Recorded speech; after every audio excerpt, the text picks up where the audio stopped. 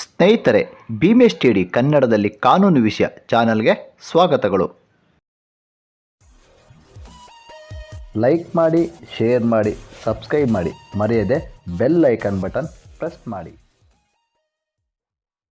ಸ್ನೇಹಿತರೆ, ನಮ್ಮ ಚಾನಲ್ಗೆ ಜಾಯಿನ್ ಆಗುವುದರ ಮೂಲಕ ಪ್ರೋತ್ಸಾಹಿಸಿ. ಇನ್ನಷ್ಟು ಕಾನೂನು ವಿಷಯಗಳನ್ನು ತಿಳಿಸಲು ಉತ್ತೇಜನವನ್ನು ನೀಡಿರಿ. ಧನ್ಯವಾದಗಳು.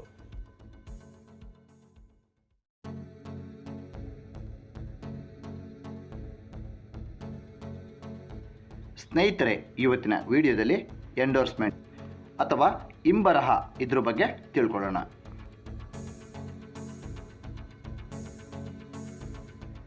ವರ್ಗಾವಣೆಯ ಲಿಖಿತಗಳ ಅಧಿನಿಯಮ 1881 ಅಡಿಯಲ್ಲಿ ಇಂಬರಹ ಕುರಿತು ಪ್ರಶ್ನೆಗಳು ಏನಿರುತ್ತೆ ಅಂತ ಮೊದಲಿಗೆ ನೋಡೋಣ. ಇಂಬರಹ ಎಂದರೇನು? ವಿವಿಧ ರೀತಿಯ ಇಂಬರಹಗಳನ್ನು ವಿವರಿಸಿ ಅಥವಾ ಇಂಬರಹವನ್ನು ವ್ಯಾಖ್ಯಾನಿಸಿ. ಅದರ ವಿವಿಧ ಪ್ರಕಾರಗಳನ್ನು ಸಂಕ್ಷಿಪ್ತವಾಗಿ ವಿವರಿಸಿ. ಇಂಬರಹ ಕುರಿತು ಮೊದಲಿಗೆ ಮುಖ್ಯ ಅಂಶಗಳು ಏನೇನಿವೆ ಅಂತ ನೋಡೋದಾದರೆ, ಎ. ಪೀಠಿಕೆ, ಬಿ. ಇಂಬರಹ, ಸಿ. ಚೆಕ್ಕಿನ ಇಂಬರಹ, ಡಿ. ಇಂಬರಹದ ವಿಧಗಳು. ಸ್ನೇಹಿತರೆ, ವರ್ಗಾವಣೆಯ ಲಿಖಿತಗಳ ಅಧಿನಿಯಮ 1881 ಕಲಂ 15 ಅಡಿಯಲ್ಲಿ ಇಂಬರಹ ಇದರ ವ್ಯಾಖ್ಯಾನವನ್ನು ಮಾಡಿದೆ. ಆದರೆ ಸಾಮಾನ್ಯವಾಗಿ ಇಂಬರಹ ಇದರ ಅರ್ಥವೇನೆಂದರೆ ಯಾವುದೇ ದಸ್ತಾವೇಜಿನ ಅಥವಾ ಲಿಖಿತದ ಹಿಂಬದಿಯಲ್ಲಿ ಬರೆಯುವುದು ಎಂದರ್ಥ. ಆದರೆ ಈ ಕಲಮಿನಲ್ಲಿ ಅಂದರೆ ಕಲಂ 15ರಲ್ಲಿ ಹೇಳಲಾದಂತೆ ಅದರ ತಾಂತ್ರಿಕ ಅಥವಾ ಪಾರಿಭಾಷಿಕ ಅರ್ಥವು ಯಾವುದೇ ಸ್ವರೂಪದ ವರ್ಗಾವಣೆಯ ಲಿಖಿತಗಳಿಗೆ ಸಂಬಂಧಿಸಿರುತ್ತದೆ. ವರ್ಗಾವಣೆಯ ಲಿಖಿತಗಳ ಅಧಿನಿಯಮ 1881 ಕಲಂ 15 ಪ್ರಕಾರ ಇಂಬರಹ ಎಂದರೆ ವರ್ಗಾವಣೆಯ ಉದ್ದೇಶಕ್ಕಾಗಿ ವರ್ಗಾವಣೆಯ ಲಿಖಿತ ಪತ್ರದ ತಯಾರಕ ಅಥವಾ ಧಾರಕ ಅದಕ್ಕೆ ಸಹಿ ಮಾಡಿದುದಲ್ಲದೆ ಅದರ ಮೇಲೆ ಅಥವಾ ಅದೇ ಉದ್ದೇಶಕ್ಕಾಗಿ ಸ್ಟಾಂಪ್ ಹಚ್ಚಿದ ಕಾಗದದ ಮೇಲೆ ಸಹಿ ಮಾಡಿದರೆ, ಅಂದರೆ ವರ್ಗಾವಣೆಯ ಲಿಖಿತ ಪತ್ರದ ಪ್ರಕ್ರಿಯೆ ಪೂರ್ಣಗೊಳಿಸುವ ಉದ್ದೇಶದಿಂದ ಆತ ಒಪ್ಪಿರುವುದಾಗಿ ಪರಿಗಣಿಸಲ್ಪಡುತ್ತೆ. ಆತ ಈ ವಿಷಯ ಸಂಬಂಧ ಅನುಮೋದಕ ಅಥವಾ ಇಂಬರಹಗಾರನಾಗುತ್ತಾನೆ. ಅವನು ಬರೆದ ಆ ಬರಹ ಇಂಬರಹವಾಗುತ್ತದೆ.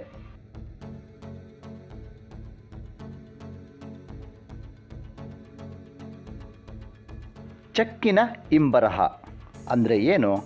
ವರ್ಗಾವಣೆಯ ಲಿಖಿತಗಳ ಮುಖ್ಯ ಲಕ್ಷಣವೆಂದರೆ ವರ್ಗಾವಣೆ ಮಾಡುವುದು, ಅಂದರೆ ಅದನ್ನು ಒಬ್ಬ ವ್ಯಕ್ತಿಯಿಂದ ಇನ್ನೊಬ್ಬ ವ್ಯಕ್ತಿಗೆ ವರ್ಗಾಯಿಸುವಿಕೆ. ಇಲ್ಲಿ ಚೆಕ್ಕು ಒಂದು ಪರಕಾಮ್ಯ ಸಂಲೇಖವಾಗಿರುವುದರಿಂದ, ಅಂದರೆ ಲಿಖಿತಗಳ ವರ್ಗಾವಣೆ ಆಗಿರುವುದರಿಂದ ಅದನ್ನು ಒಬ್ಬನಿಂದ ಇನ್ನೊಬ್ಬನಿಗೆ ವರ್ಗಾಯಿಸಬಹುದಾಗಿದೆ.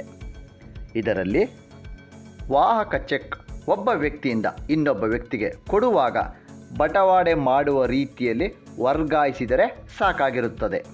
ಆದರೆ ಅದು ನಿರ್ದಿಷ್ಟ ಚೆಕ್ ಆಗಿದ್ದರೆ ಅಥವಾ ನಿರ್ದಿಷ್ಟ ಆದೇಶಿತ ಚೆಕ್ ಆಗಿದ್ದರೆ ಅದರ ಧಾರಕನು ಬೇರೊಬ್ಬನಿಗೆ ಕೊಡುವ ಮೊದಲು ಅದರ ಹಿಂಬದಿಯಲ್ಲಿ ತನ್ನ ಸಹಿಯನ್ನು ಹಾಕಬೇಕಾಗುತ್ತದೆ.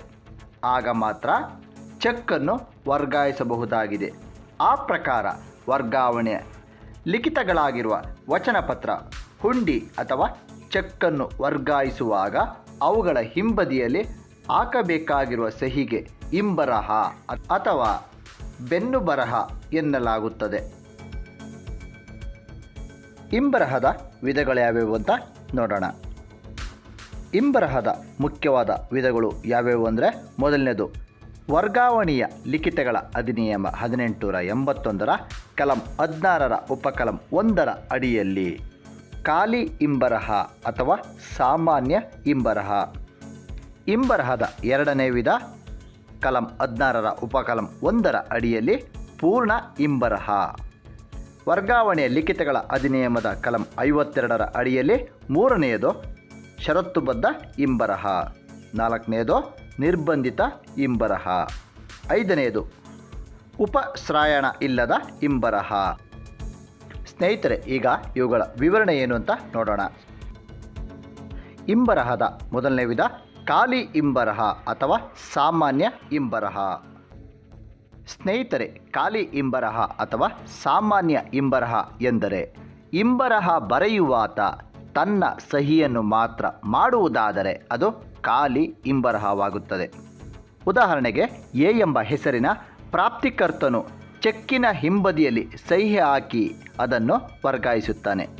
ಆಗ ಅದು ವಾಹಕ ಚೆಕ್ ಆಗುತ್ತದೆ. ಇದನ್ನು ಪಡೆದವನು ಅಂದರೆ ಧಾರಕನು ಸಹಿ ಮಾಡದೆ ಅದನ್ನು ಬೇರೆಯವರಿಗೆ ವರ್ಗಾಯಿಸಬಹುದು. ಇಂಬರಹದ ಎರಡನೇ ವಿಧ ಪೂರ್ಣ ಇಂಬರಹ. ಪೂರ್ಣ ಇಂಬರಹವೆಂದರೆ ಒಂದು ವೇಳೆ ಆತನು ಲಿಖಿತದಲ್ಲಿ ಸೂಚಿಸಿದ ಮೊತ್ತವನ್ನು ಒಂದು ನಿರ್ದಿಷ್ಟ ವ್ಯಕ್ತಿಗೆ ಅಥವಾ ಆದೇಶಿತನಿಗೆ ಪಾವತಿಸಲು ಒಂದು ನಿರ್ದೇಶನವನ್ನು ಸೇರಿಸಿದ್ದ ಪಕ್ಷದಲ್ಲಿ ಆ ಇಂಬರಹವನ್ನು ಪೂರ್ಣ ಇಂಬರಹವೆಂದು ಕರೆಯಬೇಕು. ಉದಾಹರಣೆಗೆ, ಏನು ಬೀನಿಗೆ ಪಾವತಿಸುವುದು ಅಥವಾ ಬೀನಿಗೆ ಅಥವಾ ಬೀನ ಆದೇಶಕ್ಕೆ ಪಾವತಿಸುವುದು ಎಂದು ಬರೆದರೆ ಅದು ಸಂಪೂರ್ಣ ಇಂಬರಹವಾಗುತ್ತದೆ. ಈ ಚೆಕ್ಕನ್ನು ಬೇರೆಯವರಿಗೆ ವರ್ಗಾಯಿಸಬೇಕಾದರೆ ಬೀನ ಸಹಿ ಅಗತ್ಯವಾಗಿರುತ್ತದೆ. ಇಂಬರಹದ ಮೂರನೇ ವಿಧ ಷರತ್ತುಬದ್ಧ ಇಂಬರಹ. ಷರತ್ತುಬದ್ಧ ಇಂಬರಹ ಎಂದರೆ ಇಂಬರಹಗಾರನು ಚೆಕ್ಕನ್ನು ವರ್ಗಾಯಿಸುವಾಗ ಚೆಕ್ಕಿನ ಮೇಲಿನ ವರ್ಗಾಯಿತನ ಹಕ್ಕನ್ನು ಮುಂದೆ ನಡೆಯಬಹುದಾಗಿದ್ದ ಯಾವುದೋ ನಿರ್ದಿಷ್ಟ ಘಟನೆಯ ಮೇಲೆ ಅವಲಂಬಿತವಾಗುವಂತೆ ಮಾಡಿದ್ದರೆ ಅದು ಷರತ್ತುಬದ್ಧ ಇಂಬರಹವಾಗುತ್ತದೆ. ಉದಾಹರಣೆಗೆ, ಎ ಎಂಬುವನು ಬೆಂಗಳೂರಿನಿಂದ ಹಿಂದಿರುಗಿದರೆ ಮಾತ್ರ ಹಣ ಪಾವತಿಸಿ ಎಂದು ಬರೆದಿರಬಹುದು. ಅಂದರೆ ಏನು ಬೆಂಗಳೂರಿನಿಂದ ಹಿಂದಿರುಗಿದರೆ ಮಾತ್ರ ಅವನಿಗೆ ಚೆಕ್ಕಿನ ಹಣ ಪಡೆಯಲು ಹಕ್ಕು ಲಭಿಸುತ್ತದೆ. ಸ್ನೇಹಿತರೆ, ಇಂಬರಹದ ನಾಲ್ಕನೇ ವಿಧ ನಿರ್ಬಂಧಿತ ಇಂಬರಹ. ನಿರ್ಬಂಧಿತ ಇಂಬರಹ ಎಂದರೆ ಇಂಬರಹಗಾರನು ಚೆಕ್ಕನ್ನು ವರ್ಗಾಯಿಸುವಾಗ ವರ್ಗಾಯಿತನು ಅದನ್ನು ಮುಂದೆ ಬೇರೆ ಯಾರಿಗೂ ವರ್ಗಾಯಿಸಬಾರದು ಎಂದು ನಿರ್ಬಂಧ ವಿಧಿಸಿದರೆ ಅದನ್ನು ನಿರ್ಬಂಧಿತ ಇಂಬರಹ ಎಂದು ಕರೆಯಲಾಗುತ್ತದೆ. ಉದಾಹರಣೆಗೆ, ಏನಿಗೆ ಮಾತ್ರ ಪಾವತಿಸಿ ಎಂದು ಬರೆದಿರುವುದು. ಇಲ್ಲಿ ಮಾತ್ರ ಎಂಬ ಪದವು ಸೇರಿರುವುದರಿಂದ ಚೆಕ್ಕಿನ ಹಣವನ್ನು ಏನಿಗೆ ಮಾತ್ರ ಪಾವತಿಸಬೇಕಾಗುತ್ತದೆ. ಇಂಬರಹದ ಐದನೇ ವಿಧ ಉಪಶ್ರಾಯಣ ಇಲ್ಲದ ಇಂಬರಹ ಅಂದರೆ ಬೆಂಬಲ ಇಲ್ಲದ ಇಂಬರಹ. ಎಂದರೆ ಇಂಬರಹಗಾರನು ಚೆಕ್ಕನ್ನು ವರ್ಗಾಯಿಸುವಾಗ ತನ್ನ ಹೊಣೆಯಿಂದ ಬಿಡುಗಡೆಯಾಗುವಂತೆ ಅದನ್ನು ಬರೆದಿದ್ದರೆ ಅದು ಉಪಶ್ರಾಯಣ ಇಲ್ಲದ ಇಂಬರಹವಾಗುತ್ತದೆ. ಲೈಕ್ ಮಾಡಿ, ಶೇರ್ ಮಾಡಿ, ಸಬ್ಸ್ಕ್ರೈಬ್ ಮಾಡಿ, ಮರೆಯದೆ ಬೆಲ್ ಐಕನ್ ಬಟನ್ ಪ್ರೆಸ್ ಮಾಡಿ. ಸ್ನೇಹಿತರೆ, ನಮ್ಮ ಚಾನಲ್ಗೆ ಜಾಯಿನ್ ಆಗುವುದರ ಮೂಲಕ ಪ್ರೋತ್ಸಾಹಿಸಿ ಇನ್ನಷ್ಟು ಕಾನೂನು ವಿಷಯಗಳನ್ನು ತಿಳಿಸಲು ಉತ್ತೇಜನವನ್ನು